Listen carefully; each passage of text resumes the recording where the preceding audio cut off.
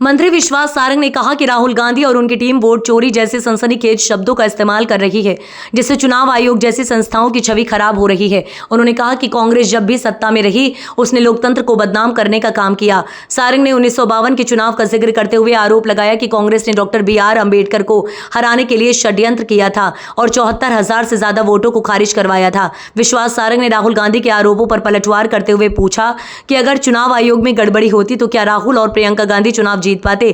क्या कांग्रेस कर्नाटक जैसे राज्यों में सरकार बना पाती? उन्होंने कहा कि कर्नाटक में कांग्रेस के मंत्री ने जब वोटर लिस्ट में गड़बड़ी की तो उन्हें बिना सफाई देने का मौका दिए हटा दिया गया, जिससे साबित होता है कि कांग्रेस खुद ऐसे काम करती है। मंत्री सारंग ने कांग्रेस पर अर्बन नक्सल जैसा काम करने और देश को बदनाम करने की सुपारी लेने का गंभीर आरोप लगाया है। उन्होंने कहा कि कांग्रेस अपनी हार का ठीकरा हमेशा चुनाव आयोग पर फोड़ती है। उन्होंने आगे कहा कि जब पूरा देश हर घर तिरंगा अभियान में देशभक्ति के उत्साह में से भरा है, तब राहुल गांधी इस पर सवाल उठाकर देश को बदनाम करना चाहते हैं। सारंग ने अंत में कांग्रेस को अपनी नीतियों और नेताओं पर विचार करने की सलाह दी और कहा कि नाच ना आवे आंगन टेढ़ा वाली कहावत पर ना चलें। विगत कुछ दिनों से कांग्रेस विपक्षी दल और खासकर राहुल गांधी जी पुनः झूठ और फरेब की राजनीति को इस देश में बढ़ाने का प्रयास कर रहे हैं। उनके पास एक टीम है जो कि सेंसेशनल शब्द देकर इस देश के संविधान, इस देश की संवैधानिक परंपराएं, इस देश की संवैधानिक संस्थाएं और इस देश के लोकतंत्र को बदनाम करने की लगातार कोशिश करती है। वोट चोरी एक ऐसे शब्द को अपने वक्तव्य के माध्यम से उन्होंने जनता के बीच परोसा, जिसके कारण उनका जो प्रयास था कि पूरी दुनिया में हिंदुस्तान का लोकतंत्र और हिंदुस्तान की एक बहुत ही निष्पक्ष संवैधानिक संस्था बदनाम हो। और ये काम कांग्रेस हर समय से करती आई है। 1947 के बाद, आजादी मिलने के बाद इस देश की जनता ने कांग्रेस को लंबे समय तक शासन करने का अधिकार दिया, शासन करने का आदेश दिया। पर यदि हम इतिहास के पन्नों में झांककर देखते हैं तो 1952 से लेकर लगातार जब जब नेहरू परिवार और कांग्रेस इस देश में सरकार में रही, उन्होंने गाहे बगाहे लोकतंत्र को बदनाम करने का और लोकतंत्र का दुरुपयोग करने का काम किया। 1952 में जब अंबेडकर साहब चुनाव लड़े थे और जिस प्रकार से कांग्रेस ने और नेहरू जी ने स्वयं उन्हें चुनाव हराने के लिए षड्यंत्र किया था, उनकी चुनाव में लगभग 74,333 वोटों को खारिज कराया गया था और अंबेडकर साहब केवल 14,561 वोट से हारे थे। इस बात को लेकर अंबेडकर साहब ने चुनावी पिटीशन भी दायर किया था और यह सिलसिला लगातार चलता रहा। 1952, 1957, आपातकाल के बाद हर समय कांग्रेस ने लोकतंत्र का दुरुपयोग करने का प्रयास किया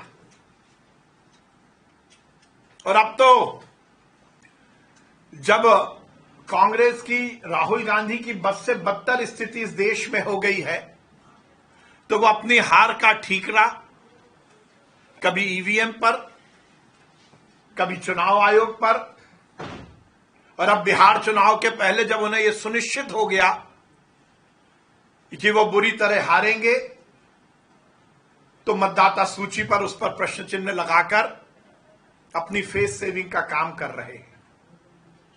मैं हर समय कहता हूं कि राहुल जी, केवल गांधी नाम लगा देने से, सरनेम लगा देने से काम नहीं चलेगा। किसी ने कहा यूं ही न चल पड़ेगा जमाना किसी के साथ, नियत भी नेक चाहिए गांधीगिरी के साथ। राहुल जी को अपनी नीयत पर, अपनी रीति पर, अपनी नीति पर, कांग्रेस को अपने विचार पर विचार करना पड़ेगा। जनता ने उन्हें नकार दिया है, जनता उन्हें हर चुनाव में हरा रही है। चुनाव आयोग पर ठीकरा फोड़ देने से काम नहीं चलेगा।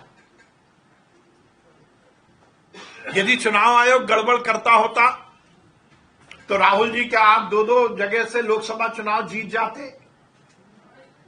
यदि चुनाव आयोग गड़बड़ करता होता तो क्या आपकी सीट छोड़ने के बाद आपकी दीदी बिना किसी राजनीतिक अनुभव के बाद भी लोकसभा में पहुंच जाती? क्या चुनाव आयोग गड़बड़ कर रहा होता तो बाकी जगह जहां आपकी सरकार बनी है वहां क्या सरकार बन पाती? और यदि सही मायने में तो राहुल गांधी और कांग्रेस के नेता जो इल्जाम लगा रहे हैं उसके बारे में हमें कुछ कहने का की जरूरत इसलिए नहीं पड़ती कि उसका खंडन तो कांग्रेस के कर्नाटक के सहकारिता मंत्री जी ने स्वयं कर दिया। और कांग्रेस की आंतरिक लोकतंत्र की कितनी बदहाल स्थिति है, यह इस बात का जीता जागता उदाहरण है कि कांग्रेस के यदि मंत्री, कर्नाटक के मंत्री ये कहते हैं कि सही मायने में तो हमारी सरकार ने, कांग्रेस की सरकार ने वोटर लिस्ट में गड़बड़ी की, तो उनको बर्खास्त किया जाता है, उनको अपनी सफाई देने का मौका भी नहीं मिल पाता। तो यदि राहुल गांधी वोट चोरी की बात करते हैं तो सबसे पहले यह इल्जाम तो उनके ही मंत्री जो कर्नाटक के सहकारिता मंत्री थे उन्होंने उन पर लगाया था, राजन्ना जी ने। मुझे लगता है कि राहुल गांधी जी और कांग्रेस के नेता केवल और केवल इस बात की सुपारी लेकर राजनीति कर रहे हैं कि उन्हें इस देश को बदनाम करना है। वो अर्बन नक्सलाइट जैसा काम कर रहे हैं। नक्सली आंदोलन का मूल यही होता है कि व्यवस्था के खिलाफ बिना किसी जानकारी के, बिना किसी तथ्य के असंतोष पैदा कराया जाए। और जिस प्रकार से राहुल गांधी जी झूठ फरेब की राजनीति कर रहे हैं, यह उसी का प्रयास है। आप लगातार चुनाव आयोग पर इल्जाम लगाते हैं, ईवीएम पर इल्जाम लगाते हैं, पर वो इल्जाम केवल प्रेस कॉन्फ्रेंस तक सीमित रहते हैं। आप उठाकर देखिए कि एक भी बार कांग्रेस ने आधिकारिक रूप में कोर्ट में या चुनाव आयोग के समक्ष जाकर अपनी आपत्ति दर्ज की हो। बिहार में एसआईआर चल रहा है, उसको लेकर भी केवल मीडिया के माध्यम से प्रश्न चिन्ह लगाना। सुप्रीम कोर्ट ने भी कहा यदि आपत्ति है तो आप आइए।